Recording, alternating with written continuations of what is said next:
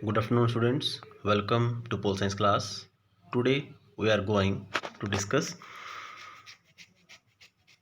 next topic, rights and duties in the Indian Constitution. This is the second chapter, and today we shall discuss three different topics. First topic is introduction and meaning of rights. Second, Bill of Rights. Third, fundamental rights. So let us start our first topic, introduction and meaning of rights. Introduction. A constitution is not only about the composition of the various organs of government but and the relation among them. Constitution not only about the composition, जो हमारा constitution संविधान है वो सिर्फ सरकार की formation या उसके डिफरेंट फॉर्म्स के बारे में नहीं है, and the relation among them, और जो आप जो डिपार्टमेंट्स हैं, जो ऑर्गन्स हैं गवर्नमेंट के, उसके साथ रिलेशन के बारे में ओनली नहीं है। कहता एज वी स्टडीड, जैसा हमने पढ़ चुके हैं in the last chapter, the constitution is a document. Constitution एक डॉक्यूमेंट है that sets means puts limit on the power of the government, जो सरकार की शक्ति पर नियंत्रण रखता है, and ensures a democratic system in which all persons enjoy certain rights and ensure a democratic system, और एक ऐसा लोकतांत्रिक सिस्टम इंश्योर करता है, सुनिश्चित करता है, जिसमें सभी व्यक्ति कुछ अपने अधिकारों को इंजॉय कर सकते हैं। So in this chapter we shall discuss these things. What are the various fundamental rights listed in Constitution of India, how these rights are protected, what role of judiciary has played in protecting and interpreting these rights, judiciary क्या क्या role होता है, क्या role play करती है उनकी सुरक्षा करने में अधिकारों की और इनको एक्सप्लेन करने में, and what is the difference between the fundamental rights and the directive principles of state policy. So rights, first of all introduction. Rights होते क्या? Rights are those condition, rights वो परिस्थितियाँ होती हैं सामाजिक जीवन की of social life without which, जिसके बिना a person can't develop his और हर पर्सनैलिटी, जिसके बिना कोई व्यक्ति अपनी पर्सनैलिटी का विकास, व्यक्तिगत का विकास नहीं कर सकता, एंड राइट्स व्यक्तित्व का विकास नहीं कर सकता, and rights are the true guarantee for the success of working democracy. जो अधिकार होते हैं ये एक गारंटी है जिसकी जो लोकतंत्र है वो सही तरीके से काम कर रहा है, because in democracy people have right to expression, right to speak anything, right to freedom. So most of the countries therefore provide for a bill of rights. अधिकतर जो कंट्री है वो बिल प्रोवाइड करती है राइट्स के regarding in their constitution, and which guarantees certain rights to its citizen, जो उनके नागरिकों के लिए कुछ जो मौलिक अधिकार है वो सुनिश्चित करता है। So these rights are basic और fundamental for the development of personality of an individual. ये जो आधारभूत अधिकार होते हैं ये व्यक्तित्व की विकास के लिए होते हैं। So and are there for known as fundamental rights.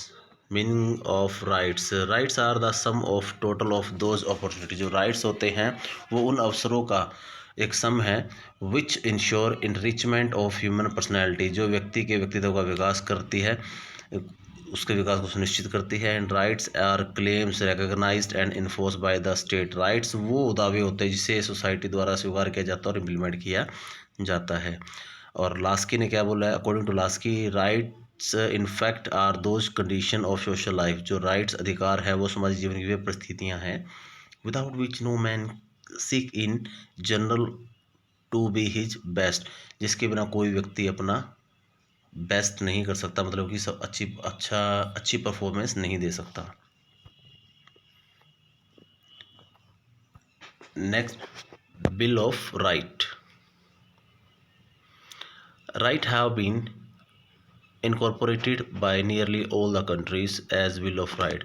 जो राइट्स है इसको सभी कंट्रीज ने अपने कॉन्स्टिट्यूशन के अंदर प्रॉपर प्लेस दिया हुआ है as a bill of right के रूप में। In 1982 during the construction work of the Asian Games in New Delhi, contractors employed workers who were kept in poor working condition and paid low wages. जब 1982 के दौरान जब कंस्ट्रक्शन वर्क चल रहा था एशियन गेम्स के लिए न्यू दिल्ली में, तब कॉन्ट्रैक्टर ने क्या किया, जो वर्कर्स थे उनको बड़े पुअर, कॉन्ट्रैक्चुअल वर्कर थे उनको बड़ी पुअर कंडीशन में रखा और पेड लो वेजेस और बहुत कम मेहनताना दिया। सो ए पिटिशन वाज फाइल्ड, एक केस फाइल किया गया in the supreme court and that this practice was beggary और फोर्स्ड लेबर। तो इसे बगार का नाम दिया गया, फोर्स लेबर का नाम दिया गया and as a violation of fundamental right, और इसे अधिकारों का उल्लंघन माना गया एंड अगेंस्ट एक्सप्लोइटेशन, शोषण के विरुद्ध अधिकार का उल्लंघन माना गया। तो Supreme Court directed the government to ensure payment of adequate wages for work to workers, के वर्कर्स, तो सुप्रीम कोर्ट ने आदेश दिया कि उनको जो वर्कर्स हैं उनको प्रॉपर तनख्वाह दी जाए, प्रॉपर उनका मेहनताना उसको दिया जाए। And however in another instance a person was denied trial, you can take the other example also. So in this way, democracy has to ensure that individuals are given rights and the government must recognize them। कि जो लोकतंत्र होता है वो ensure करता है कि नागरिकों को कुछ अधिकार दिए जाते हैं और गवर्नमेंट उन्हें रिकग्नाइज करती है, उनकी प्रोटेक्शन करती है। And nearly all the democracies ensure protection of rights by the constitution. जितनी भी डेमोक्रेसी है वो क्या करती है, संविधान के द्वारा इन अधिकारों की रक्षा करती है। So next one is So the Bill of Rights prohibits government from interfering the rights of individual and guarantee a remedy or if these rights are violated। तो जो बिल ऑफ राइट है ये प्रोहिबिट, मनाही करता है government को कि उनके किसी भी अधिकार में इंटरफेयर करने के लिए, और गारंटी देता है, remedy means cure, if these rights are, अगर इनका उल्लंघन किया जाता है तो इनके लिए प्रॉपर सोल्यूशन भी देता है। Next point is fundamental rights. Fundamental rights क्या होते हैं? Fundamental rights are those basic rights, ये वो आधारभूत अधिकार होते हैं which are fundamental in the governance of the country and they develop an individual personality.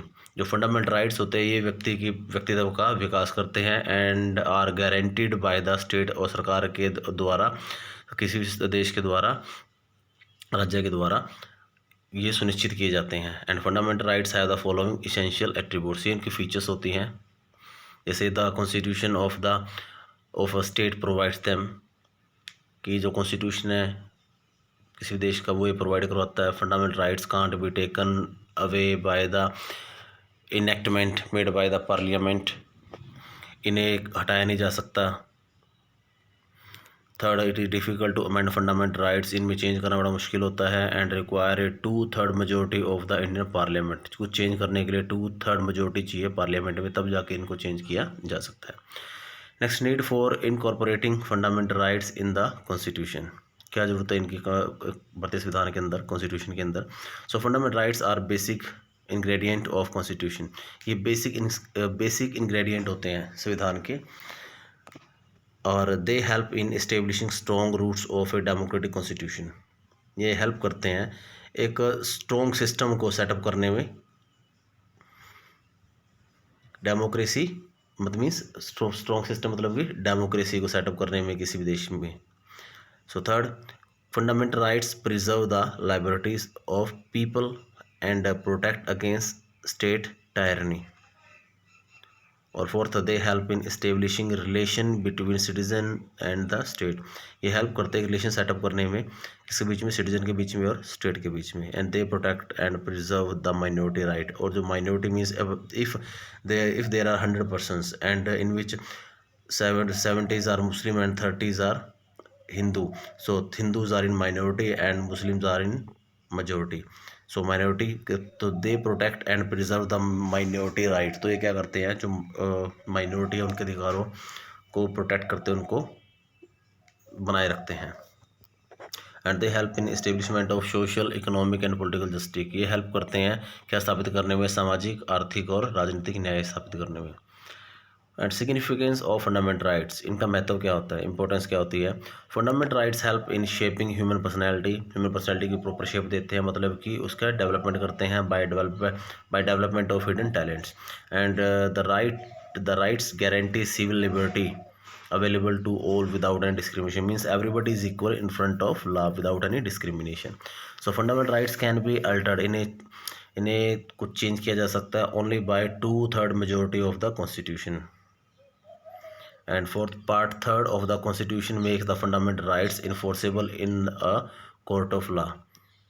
जो पार्ट 3 है ये क्या करता है कॉन्स्टिट्यूशन का, ये फंडामेंटल राइट्स को क्या इन्फोर्सेबल बनाता है इन कोर्ट ऑफ लॉ.